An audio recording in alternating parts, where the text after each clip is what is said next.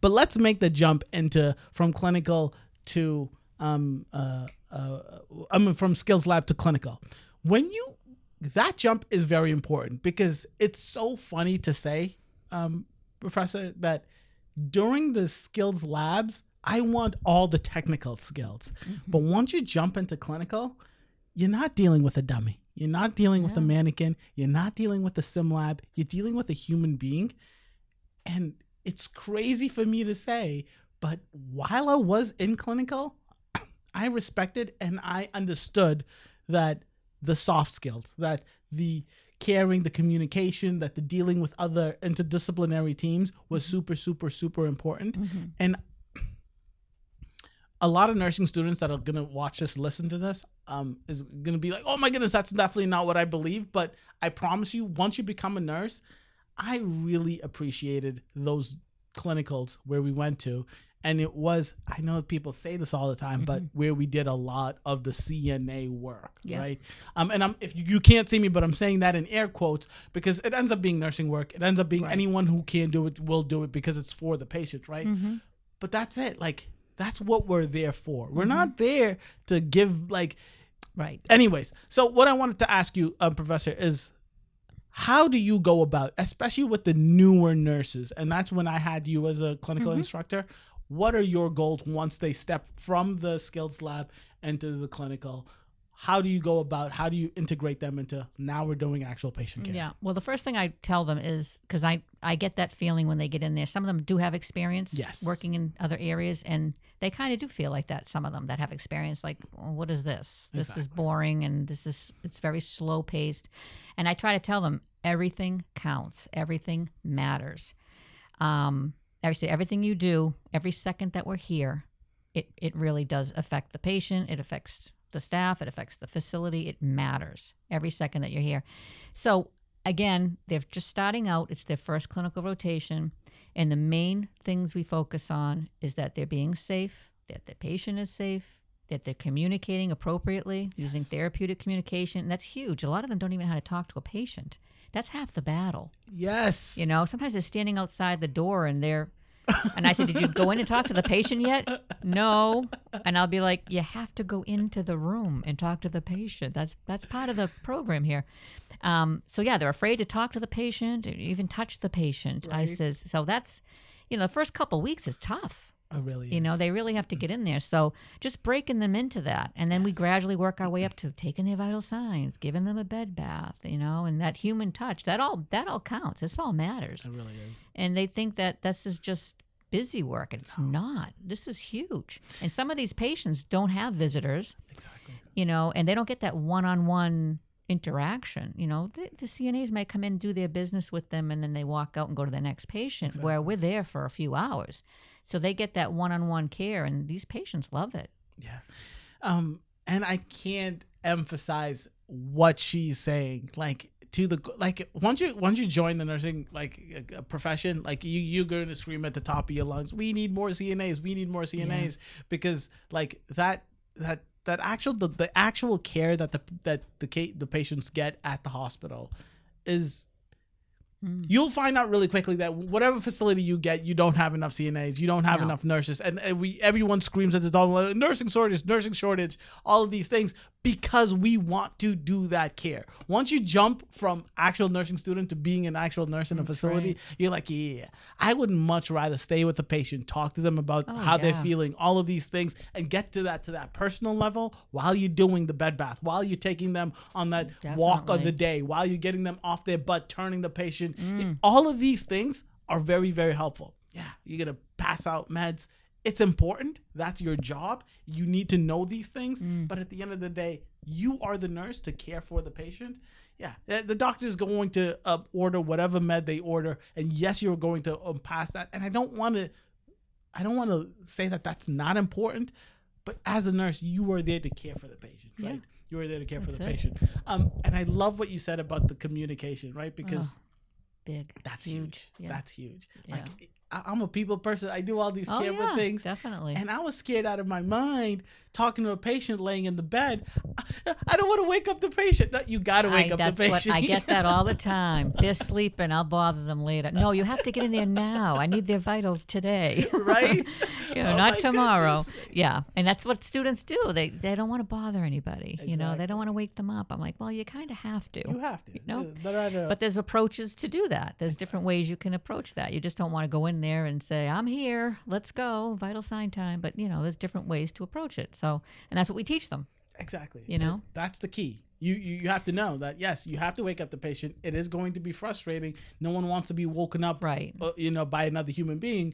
But at the end of the day, they need to be woken up. And what you are learning in those first few clinicals are, this is how you wake up a patient respectfully, right? Correct. With therapeutic communication. This is how you talk to a patient. This is how you clean a patient. You close the curtain. You give them their privacy, give them their dignity. These are the things that matter to the patient once they leave the hospital with all of their meds, whatever they went through. They're going to remember the actual care. They're not going to remember the pill you gave them. Right? That's right. Yeah, right. So I think that's important. So do you have a favorite clinical group to teach? Like, is it freshman year, sophomore year, senior year? Oh, it's like freshman. Freshman. Oh, yeah. Why? Tell me why. Because they're just fresh. They're brand new. They're novice. They're just, they're right off the, they're perfect. I mean, I've done the upper class, and I would literally stand on the unit, and they're running around me, and they're running the show, and it's kind of like they've got it. They've got it all under their belt. They kind of, well, not everything, but they have a good sense of what they're doing. Where the freshmen, I like to take them under my wing and really give them what they need. You know what I mean? Of course. Yeah, you guys can't see me, but I'm cheesing all the way because I remember you in clinical. Yeah. You were so good with the patients. I remember. I was just talking about you the other day. Oh, goody. And I remember you on that unit. And you were just so sweet with the patients. You were so good and caring. And you hear that, ladies and gentlemen? I didn't say it. No. You were so good. So I remember you well. And that's the thing. I don't know. And I think that's the reason I became a nurse, is because I like that portion of healthcare, right? But I have to say, it is a struggle for most nursing students. So, I call you an everyday hero. You are a nursing professor. You are helping all of these brand new nurses make that jump from, I'm doing skills lab, I'm doing simulations, to I'm doing clinical rotations, and I'm actually helping other human beings. What is your advice to these nursing students who are super scared? Like, what advice what do you tell your nursing students, and how do you help these people out here that don't have you as a professor, ease their process into being into the clinical, to taking care of actual patients? You can do it. Yes. You can do it. If you really want it, you can succeed in nursing school. You can do it. You just have to stay focused. Take it slow.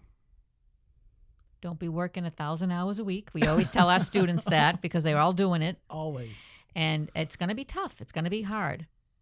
We always say that the new A in nursing is the C. Wait, explain that to me. Give me more. Wait, the new A in nursing is the... Oh, is yes, so you mean the grades. Grades, yes. Oh, of course. Yes. Oh, yeah. Yeah. Preach. Yeah. Well, preach. Yeah. Yes.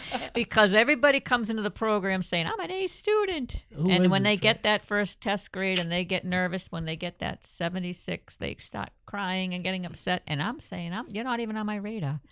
I say that to them. We had our first test. I said, 76, what are you doing in my office? I said, that's fabulous. And she's, what are you talking about? I said, no, 76, you're not on my radar. Yes.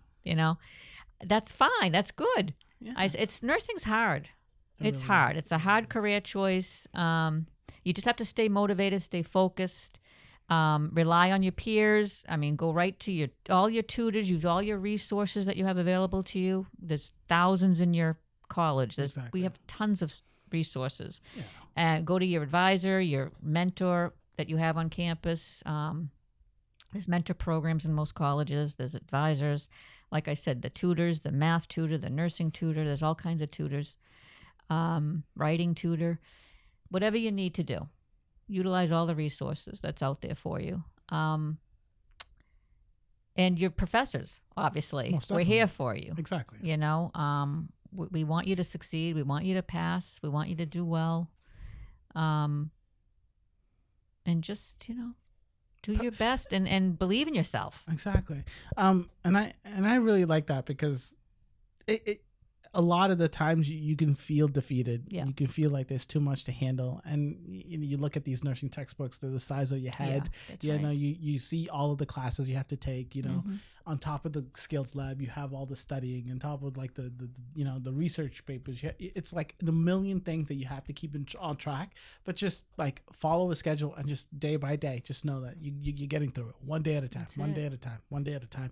Before I let you go, there is this thing where us nurses, and I feel like I see it more on the internet than I see it in my actual practice, which maybe, thank God, I just see it only online and I don't see it in my practice. Maybe I'm just oblivious to it. I don't know. But this whole thing about nurses eating their young. Okay. So like this is for the transition for nurses who just graduated, who are brand new nurses. And like, I don't see it as much. Like I said, I don't see it in my practice, but I hear about it so often. So it's obviously happening somewhere, right? And people are just not lying about this thing.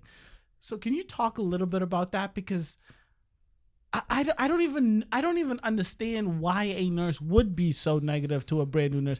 Tell me how you feel about that and what advice you have for people going through that struggle. Yeah, that's a tough one. I didn't see it that much when I got out there. Yeah. To be honest with you, I know people, like you said, you hear about it, exactly. And I think when I hear about it, I'm thinking that the new grad that's getting out there that might be exposed to that, maybe the seasoned nurse is feeling a little threatened. Maybe that's what I'm thinking is happening. Yeah. Maybe they're afraid of their position, their status, their title. I don't know. That might be what's happening. I'm not really sure, to be honest with you. It's a scary thing. They should be really uplifting and taking them under their wing and saying, listen, let me show you the ropes and let me, guide you through the process. Yeah. Because I'm just saying, like, I'm sitting here with you and like, you have such a passion for teaching. Like you said, your favorite students to teach are the students that don't know anything, right? You enjoy walking them through that process. Right. And a lot of the nurses I know like that. So like I'm saying, I'm not minimizing it. I'm just saying I don't see it in my actual practice, but I feel so bad for anyone that would have to go through that. Because that is such a difficult thing. Because I know how afraid I was. I know how scared I was and all of these things. Yeah. So for someone to be, another colleague of mine, to be negative towards me because I forgot to do a certain thing during the procedure, or I don't know a lab, or whatever new nurses forget.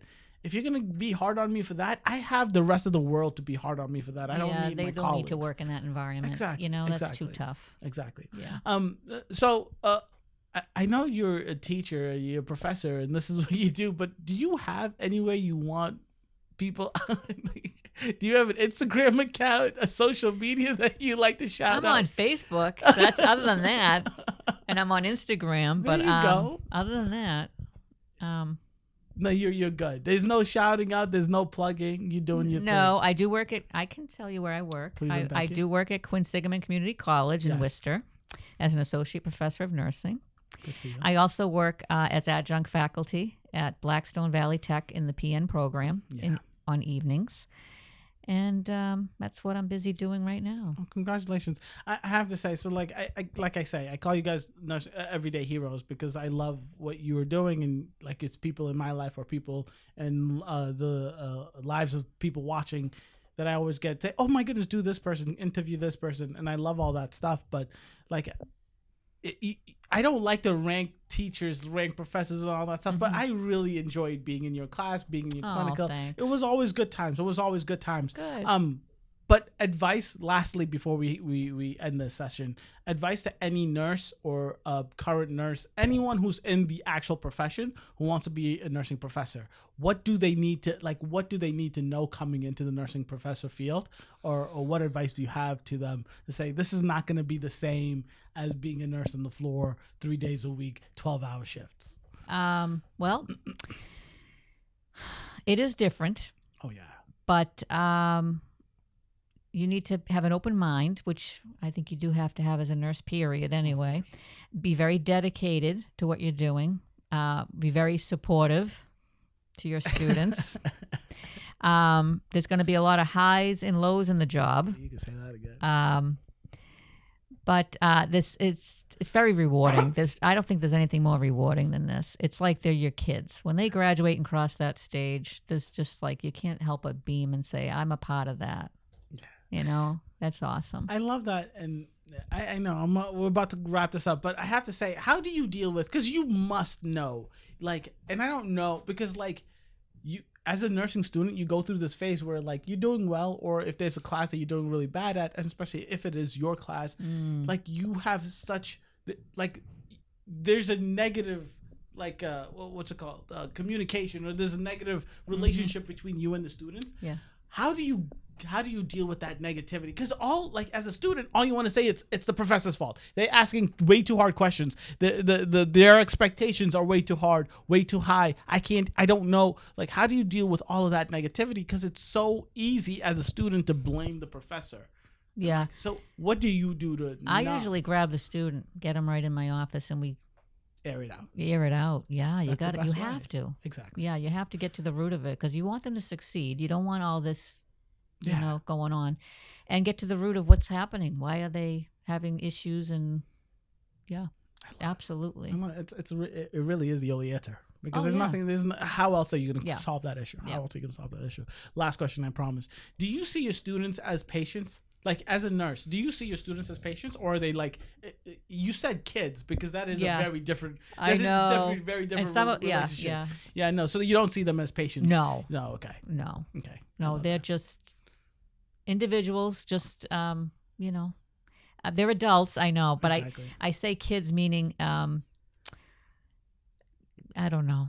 I shouldn't say kids, but I mean, they feel like, of course, you're walking them through a process that you've been through. For 2 years they're with you, so they feel like, that's what I mean by kids. They're part of you, like, and then when they go, it's like, oh, come back and visit, just like you're visiting me now. That's right. So, That's right. You guys, I'm telling you. So for all the nursing students out there, like, it is going to be tough. I don't know where you go to school. I don't know why you're doing it, but it is going to be tough. Stick through it. Once you get through, you're going to be very thankful. And that's what I'm going to end with. Yes.